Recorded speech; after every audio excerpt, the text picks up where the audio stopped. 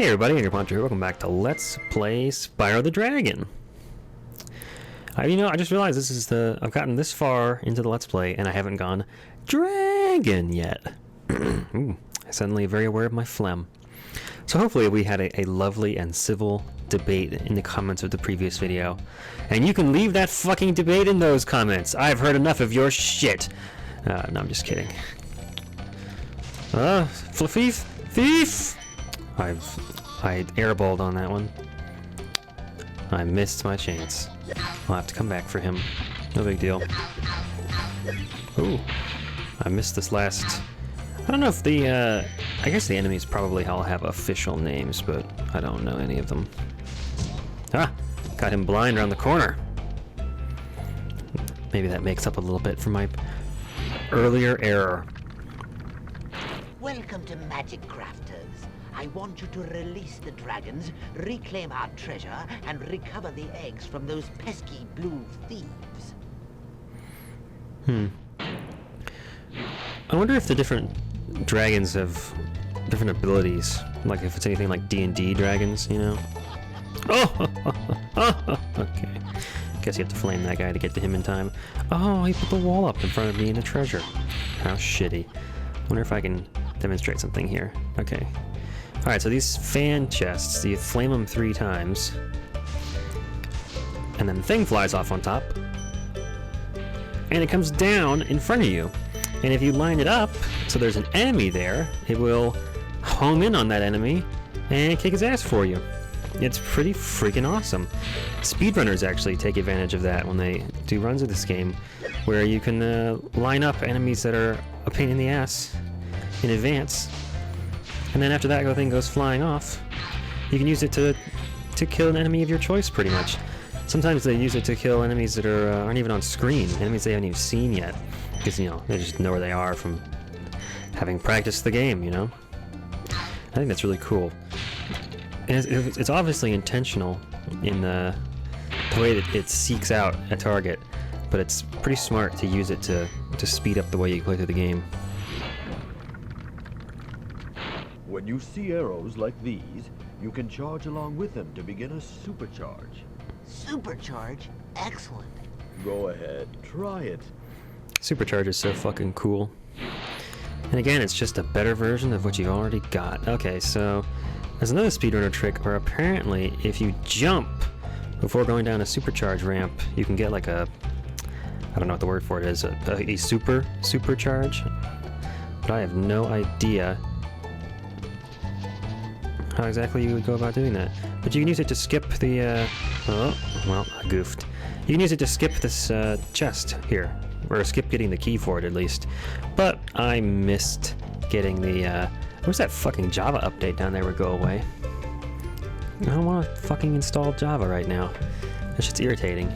Constantly asking me to do that. Just one of those things, I guess. Oh, of course, you have to supercharge to get through that. He's too quick for you.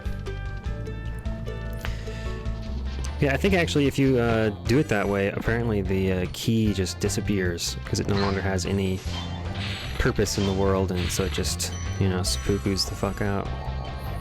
Hello, Sir Dragon. This portal leads to a special place where you can learn to fly. I remember when I was a young dragon, earning my wings. Learn to fly. Got it. It's interesting to think that had you not been particularly paying attention, you could have actually missed the flight level in World 2, in Peacekeepers. And obviously the one in Artisans is meant to be a secret. But so those two coming together would mean that you this might be your first flight level right there. And that's just kind of a weird thing, because I don't think I ever, even as a kid, missed the one in Peacekeepers. But they always talk, those dragons always say the same thing, obviously, whether you've been into the levels or not. Or perhaps that's not so obvious. But even as a kid, I was like, what are they talking about? I already did flight levels. And the first time I saw it, I think I even thought it might be like a place to get the permanent flight. I feel like that was one of those things that kids talked about back in the day, like, oh, you can play as Luigi in Super Mario 64, and then that was like the rumor. It was like, oh, there's this, that, or the other thing in such and such game, and if you did, if you did X, Y, and Z combination of ridiculous shit that no one would ever do, you could, like I say, do something like play as Luigi in Super Mario 64. I feel like the rumor in this game was that if you did X, Y, and Z, you could get permanent flight. And you could just fly around anywhere. Obviously, urban legend, not an actual thing. Although it was pretty freaking cool at the end of Spyro 2 when you got permanent super flame. But that was just one of those... I don't know, there should be a name for that. There probably is a trope where in video games you get to the end of the game and then they give you some super awesome ability that would have been great to have the entire game. And they give it to you so late that you never get to use it. Like, think about the light arrows in Ocarina of Time. Which gems did I miss? 7 of them. Oh, it's probably these. A 5 and a 2? Thank you! Alright, let's go back out to the front and start doing these levels. Like, think about the light arrows in Ocarina of Time. You get those basically right before Ganon's castle. You use them on just a... Was there a level back in here? Or is the first level out here? I think the first level's right out here. And you use them in Ganon's castle and then with the Ganon fight, or the Ganondorf fight, and that's it, basically. And then in Wind Waker, I guess you get them a little bit earlier, and you use them through some of Ganon's castle. But again, it's mostly just get light arrows, go to Ganon's castle. And you get this super awesome thing where it would be great to have it for longer. And they only gave it to you right before the very end of the game. And in fact, in Wind Waker, the light arrows are an automatic kill on, I think, every enemy in one hit, if I remember correctly. You can use them to go through the Darknuts armor and kill the moblins in one shot, and stuff like that. And that would be so useful if you could get it earlier in the game. I think if I ever made a game, I would want there to be some kind of ultimate weapon, and I wouldn't make it something that they just give to you. I'm not going to make this, am I? No, I made it. I wouldn't want it to be something that they just give to you for free at the end of the game. Just say, here, there's the ultimate weapon, go kill the final boss, and then stop playing. It would be so much better if they gave it to you a little sooner. Spyro, you're not afraid of those big, noisy, gigantic, awful beasts, are you? Of course not. I didn't think so. The childish humor. Yeah, that's not so much childish as it is child-accessible humor. It's a simple, light-hearted sense of humor. I need to charge or flame that guy. Don't know what the hell I'm doing. Sometimes it's kind of fun when there's just a pile of red gems laying around, or any gem where you have a bunch of them just not in chests, but just laying around on the ground. There's something interesting about that. I wonder if there was a design choice, or if it was a technical thing of like, how many things can we have on the screen at one time? How many... I wonder if I could use this fan to kill that big cat guy over there. Actually, it just occurred to me, I have no idea what that guy is supposed to be. Well, one way or the other, I seem to have not hit him with the fan. Or it didn't do anything. I didn't see it come down. What are those guys supposed to be? I guess that's something interesting about Spyro, is that the enemies are just weird, made-up creatures. I mean, these guys are obviously wizards, but then the giant yellowish-orange beasts? I don't know what you'd even call them. They're not Norks, either. That's the weird thing about the Magic Crafters, is it's probably the one area in the game that you really don't feel the presence of Norks as much. Because in Beastmakers, at least, you have the ones that do the electric floors, and then you have ones with, aren't there ones with weapons in Misty Bog? I guess we'll find out in the next video. Oh, thank you for releasing me. You're welcome.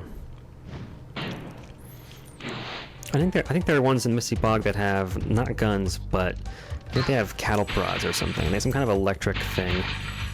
That's the shtick for Beastkeepers. They learn to use electricity. Look, they even have little saddles on the back. But yeah, but it's sort of like the Norks are in charge of the place. And the Norks here in Magic Crafters, which I guess the wizards and witches are the Norks? But that doesn't look like anything like any of the other Norks in the game. Just a strange... He looks like a guy in a green robe. It doesn't look like a creature with green skin that like a Nork is. I don't know what I'm talking about now. Oh man. Yeah, so I did the first 2 episodes of this game yesterday. Probably gonna play through the rest of it tonight. I have to wonder how visible that is to the viewer when it's a new session for me. You can always tell in Game Grumps, because at the end of a session, it's really obvious that they're losing their minds with sleepy drunkenness. And at the beginning, they're like trying to be focused and shit, and it's funny to watch them try to focus. Great work, Spyro. If you keep this up, you'll learn all the tricks of the magic crafter world. Thank you. Alright. And now we get to chase a thief. Oh, I should have showed off something I saw on the AGDQ run of this game, which is that you can glide right through the wall up there. They didn't think anybody would try it, so they just didn't bother putting collision in. Remember that these blue thieves haven't stolen eggs only in the magic crafter world. Don't worry, I'll take care of them. Yeah, we've gotten all of them so far. No worries. Incidentally, we're at 39 dragons, and that's just 1 dragon short of halfway. There's only 80 dragons in the game. And I think the last one's actually repeated. It's a dragon you rescue a second time, and Spyro even points that out. Alright, that's all of them except for these chests, I believe. It's interesting to see how the speedrunner handled this. He did a thing where he just basically jumped to the side like that to avoid the explosion. I thought it was really impressive. You know, it takes a player with a lot of skill to try something like that. It's nice to be able to see... Oh, fuck off, Poncho. Alright, let's go up to the exit. I actually forget, what's the name of this level? This one's very memorable because of the big orange beasts, but I forget what this one is. Alpine Hills? Is that it? Total treasure? 12,000. Where is it? 14. Alpine Ridge. Okay, cool. Now we ignore all the enemies because they're just going to drop little you want to have a one-up collectibles. No one cares. We're off to High Caves. Another good level that does a good use of supercharge. Okay. I never remember which way is the way you want to go first in these levels. So I'll just go this way first. Probably should be picking up the gems as I go, but I was going to try and hurry to avoid some of the windmills. Or windmills. Whirlwinds. Or more accurately, the tornadoes. Please do something about these green druids. They insist on moving everything in sight. Yeah, see, he even calls them druids. It's like, are they Norks? Or are they not? It sounds like a celebrity gossip column. Nork or not? I can just imagine like an article about like Gnasty Gnork being spotted at the beach and having gained some weight, and like unflattering pictures of his fat stomach, and then he's like sitting on the beach like 2 weeks later reading the article about it, and he like looks down in his gut, and the article's like, Nasty Gnork is a fat creature, and he's like, fat, and then he shoots his green laser up into the sky, and you just see like some tabloid reporter get trapped in crystal. Spyro fan fiction writers, get on it! I barely made that. I had to charge at the end in order to get the distance.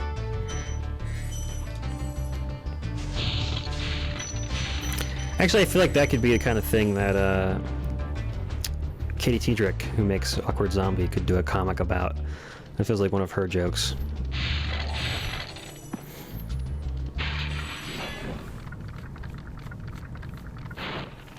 Try combining supercharge with jumping and gliding. Good lord, man. And really explore the high cave. He had like an independent jaw that wasn't connected to the rest of his body. It was like clipping through his neck. That was really weird. Okay, I don't have a system for this level. This is probably the one level where just everybody backtracks. Although I gotta say, the speedrunner route was... I tried to hover. What a fool I am. The speedrunner route was pretty cool. Makes you believe that they know what they're doing, planning these things out. Let's go for a flight! I love that sensation of rocketing up into the air after a supercharge and waiting for that perfect moment to start your glide.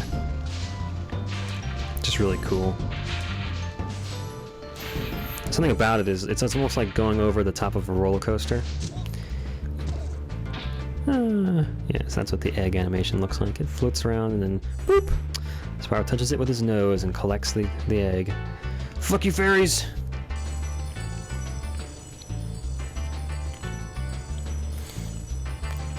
And they take you back to the top of the supercharge ramp. So nice.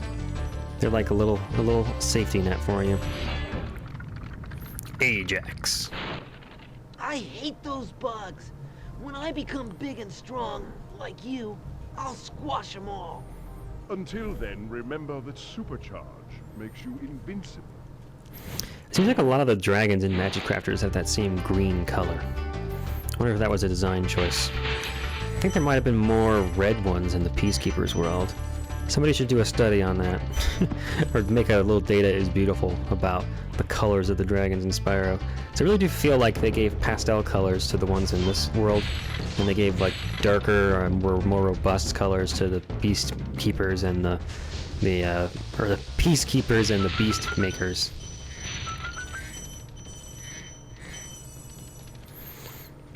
It's kind of interesting how the world of Spyro is divided up into different realms based on what they do. So you have like the artisans world, which is like, people who make things, craftsmen, artismen. And then you have peacekeepers, which would be like your soldiers. And then magic crafters, who I guess are in charge of magic. Beast makers are in charge of the animals. I don't know exactly what they really do. And then the dream weavers, which... fuck if I know. But it's almost like Hunger Games. It's like districts 1 through 12. And you got like, oh, District 1 is in charge of magic, and District 2 is artisans. Like, oh, that's interesting. Where have I... oh yes, the spiders. Who could forget the giant golden bugs, or silver bugs? And charging into you... oh, I hit my head. Fiddlesticks. Now we're going to go and... you know what? I'm going to make a run for the Super Fairy Kiss.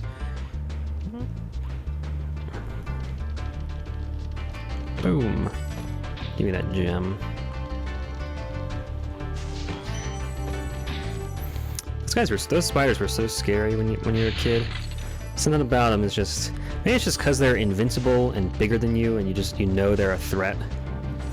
That... I guess the game probably does a pretty good job of making it clear to you. It's like, hey, you might want to avoid those. What is there? One more down here? Oh, got him. Awesome. I think I might have been fast enough. Is that all of them? I think that's all of them. Well, there might be one more. Damn, if there is, that's going to be annoying. Let me see. Oh, yeah, there's one more. I gotta go get another super kiss. I probably could supercharge all the way through here if I really tried, but there's some stairs that are kind of hard to... oh no, actually, you go down for this. Yeah, so I'll supercharge him. Hopefully I won't miss and look like a fool. And back down we go. I feel like everybody has those memories from when they were a kid of that one video game or cartoon or something that would like legitimately scared them. I know a lot of people talk about that one episode of Courage the Cowardly Dog. Oh, I missed a gem! Yeah, probably one of these I didn't pick up at the beginning of the level, right? Let's see. Oh man. Oh no. We're on a gem hunt. The first gem hunt of this playthrough. It always happens eventually. But I feel like everybody... oh, I'm not gonna make it. Oh, just barely. I surprised myself there.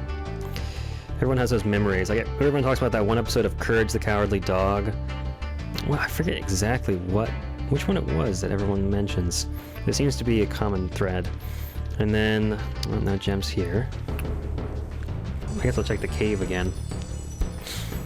But I wonder how many people were scared of those silver scarab beetles, or what are they even supposed to be? Actually, those bugs. They look kind of like Hercules beetles, except their pincers go sideways instead of up and down. Okay. It's a gem hunt, all right. You don't have a gem for me, do you? No.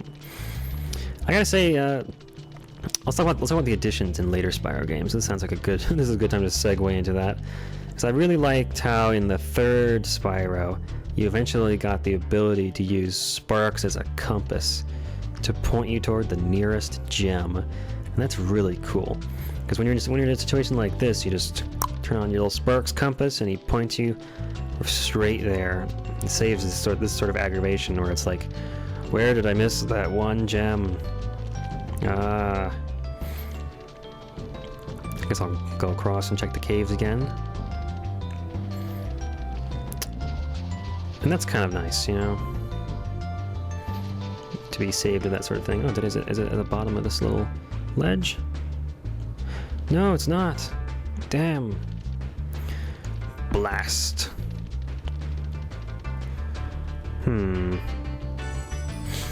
Where the heck did I miss it? Yeah, that's kind of cool. So, like, what did they add in Spyro 2? Let's start from the start, I guess. In Spyro 2, they added hovering at the end of a glide. Definitely an improvement. And it stretched the distance that you're able to glide, and that was cool. And so it basically improved on Spyro's existing ability to glide across big gaps. That's a good idea. And then you got the ability to swim underwater, which I guess some people didn't like, apparently. I thought the underwater levels were interesting. I wouldn't, there it is. I'm just laying in the middle. How did I miss that? I thought the underwater levels were interesting. Some of them were kind of annoying in the way that they were done, but it wasn't specifically because they were underwater. Because really in that game at least, the underwater levels, it was like you were able to fly pretty much because the whole world was full of water and you could swim in 3 dimensions, and so you basically could fly. And that's cool. It was only in the one level with the seahorses where you had to go up and down those really narrow towers that became increasingly more and more annoying as you went through the game, or as you went through the level. That was probably the one level where it was like, why did it have to be underwater? But then the ability to climb ladders, who cares really? That's just weird.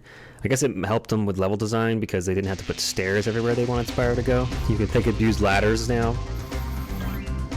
It probably led to some good levels. Like, I liked Autumn Hills, or Autumn Plains? Excuse me, the second homeworld has a really tall ladder. And I always thought that was kind of cool, because I like to go up there really high and then glide down for a long glide. It's just kind of satisfying. I don't know where I'm supposed to go with these. I guess you fly, follow the path that's in front of you, I suppose, and follow the fairy arrows. And then there's this weird little zigzag I guess you have to do there. Gotta zero in on these chests. Am I gonna have to fly way out of my way to get... Yep, we're gonna go around with the planes. I hope that gives us enough time to come back around for the rest of those chests. That's the hope here. Let's try not to pass the planes. Yeah, because I think if I had turned right and tried to get those chests, I might not have had enough time to come back and get the planes. But I think, yeah, this is going to work out fine now. A little impromptu route change there. Nice. I like the sound effect of the pew pew pew pew pew when you're collecting all the items. It's nice. It's satisfying. It's like the jingling of coins in your pocket. It's a satisfying sound. Yes, I guess in general, stuff they added in Spyro 2 was an improvement. And I feel like most people who are fans of the Spyro series, verse 3, I think most people would pick the second one as the best. Because another thing that they improved in the second one was they actually put real boss fights in arenas, and it felt climactic, and it was really cool. And then in the third one, they added all the big change was that they added all the characters. You know, the penguin and the kangaroo, Weird you still didn't get to play as Hunter, though. Why wasn't that an obvious choice?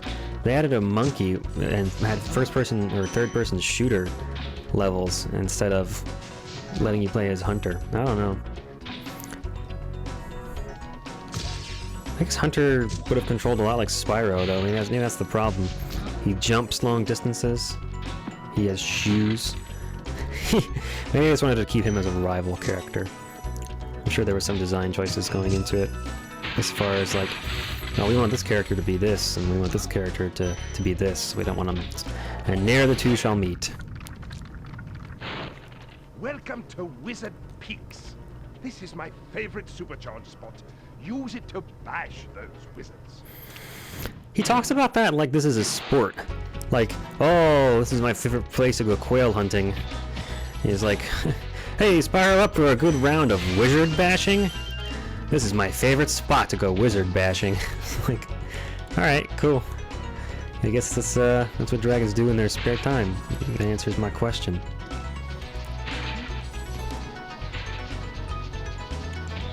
Oh, it's such a funny sound they make. Gotta love it, gotta love it. Let me bash these two, and then we'll do our double supercharge to glide over to that distant platform, huh? This level's pretty short, isn't it? Oh, I guess it has the bits at the end where you have to go on the outside. That's a puzzle there. Whoosh. Alright. I just love that feeling of coming off the end of a supercharge ramp and having a big flight out in front of you. Just very satisfying. Smash. And I'm gonna glide back over here and then immediately go back to where we were in the level. But not after doing this. Not before doing that, I mean. Yes, he's... Oh! What am I doing? I'm trying to flame the metal ones. As he goes upwards through the level, he leaves all these enemies behind him. If you get him early, I think he just drops more gems for you. Thank you for releasing me. You're welcome. HEXUS. That's a cool name for a dragon. Sounds like... Actually, that reminds me of HEXUS, the Pokemon. Maybe that's why it sounds like a dragon's name. Anything with hacks at the front, I guess. I didn't come out of my glide. Oh, and then the music got a little confused at the end. Okay, that was interesting. Maybe the console just effed up a little. Yeah, but it could be the controller. This is my actual PlayStation controller. So even when I play on the computer, I have an adapter I use that lets me... Oh, I didn't get enough speed. What? Why didn't I get enough speed that time? Alright, I'll do the double ramp just to make it very, very easy to make this. I think you can do it with just one. I almost had it the first time. But yeah, so I use my original PlayStation controller. It's kind of weird, actually. I'm looking down and just realizing, like, yeah, this is the PlayStation controller of my youth. Not only is it like, this is the game, like, I still have the disc, and I still have the console, I still have even the controller. And it's like, this very thing was what I held between my hands, 20 years ago when I played this game. Actually, I guess it would have to be 18 years ago, considering when this game came out. But that's kind of a cool feeling. I mean, do you have any of your toys from 18 years ago? I guess I can say I do, because I still have this console and this game. And it's kind of neat. It's like, maybe I'll make it a family heirloom, and if I keep taking good care of it, I'll even be able to let my kid play it someday, if I ever have kids. So anyway, we never got around to whether or not I thought the characters in Spyro 3 were a good thing or not. I guess that's my summary of my feelings on the topic. So apparently, if you flame these chests and then jump just right, you can get all three. Okay, that's not gonna do it. Let's see if I can. I couldn't even get two of them. I always tried to get two of them when I was younger, but speedrunners can get all three of those in one go. That's pretty impressive. Ooh, the metal one almost blocked me from getting the big guy behind him. Okay, what gems did I miss this time? Oh, the ones on the outside. Listen carefully, Spyro. There's a secret area in the artisan hole. It is at the waterfall. Try jumping on the stones there. Artisan home, waterfall. Sounds good. Ah. I wonder what could be hidden there. Alright, anyway, we're done up here. I don't remember how to get to the secret outside area back here. I think it's just a path you have to turn and look to the side when you cross the bridge. Is that, am I remembering that right? Let's take a look and see. Is it over there? Yep. Okay. Oh, you can't make this glide. You can, what? Poncho. Get it together, son. You've fallen in the pit.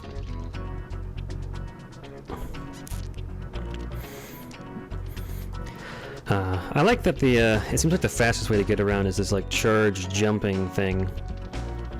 And it's interesting when you hit a slope at just the right angle. Spyro, like stutters his way up while you do that. It's kind of funny. Huh, I could have sworn you could make that. I guess you have to start from further back. Yeah, I forget now. It's actually the very, very beginning of the level where you have to turn and go backwards. That old classic trick of going backwards from the beginning. That reminds me of the end of Toy Story 2. A secret entrance hidden in the shadows. What year did that movie come out? Because I feel like it was a long time ago, but it feels like it was in a whole different era to when Toy Story came out. I don't know. I guess Toy Story would have been the 90s. And Toy Story 3, I have no idea even when Toy Story 3 came out. That was more recent though. Whatever. You should look up on YouTube. There's a video of a guy who edited Toy Story 3. Spoilers for Toy Story 3 follow. For the ending at least. He edited it so that the ending of the movie where the toys are getting pulled into the incinerator and they get saved to the last second. He edited the film and just changed the ending to where, you know, they're all going into the... What gems am I missing now? He said it to himself, pondering aloud. Alright, I think it's this way. Yeah. Where they're all sliding down into the incinerator. He edited it so that it just ends there. Basically, the toys all hold hands, and they, like, grimace and close their eyes, and then it just fades to black, and it says, like, the end, and then the credits roll. And, like, the music starts playing. And he made a YouTube video of he and his family watching that. He showed it to his mom. And, like, at the end, he's like, "That's it! That's how it ends!" Like, oh, that sucks! It's really funny. It's humorous to me just to imagine that the ending of like a happy children's movie to be so fucking grim. It's like, and then they all burned to death. Oh my god. Alright, onward to Blowhard. That's what she said.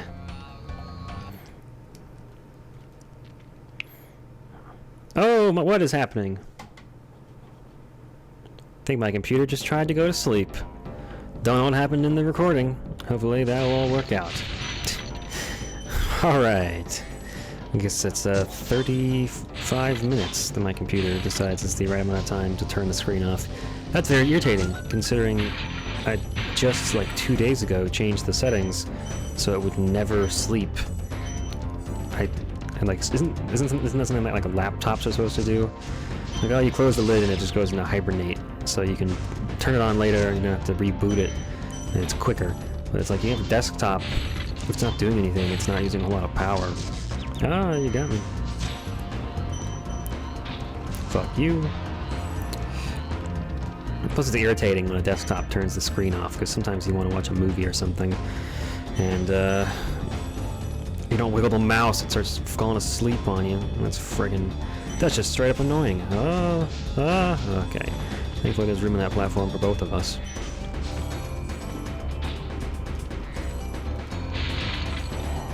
And gems. Thanks for releasing me, Spyro. You have no idea how long I've been trapped in crystal. And, neither do I. Who are you again? I'm out of here. Disrespecting elders.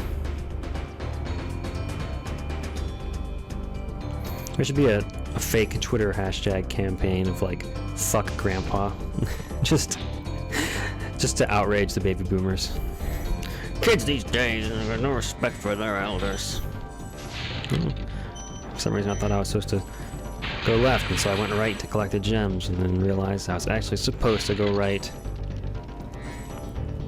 Hey, I went right and everything went wrong. Missed me. Man, if you miss a gem in this level, you'd have to go all the way through the whole level again to go back and get it. That would be quite a pain. Because you can glide down to previous areas. Because this level, for the most part, you go up. Come down here and fight me. Face me like a whirlwind bird wizard, or whatever he is. He and Jock kind of have the same thing going, don't they? Where they're just weird whirlwind things. There's just like a head on a spiral of wind. I guess he's supposed to be a jack-in-the-box, so it's supposed to be a spring for him, but it just looks like a little squiggle underneath him. Okay, I think that's all for the Magic Crafters world. Let's kill these people so they don't... okay, just go eat some butterflies. And in the next episode, we are going to go to the Beastmakers. Thanks for watching, and see you guys next time.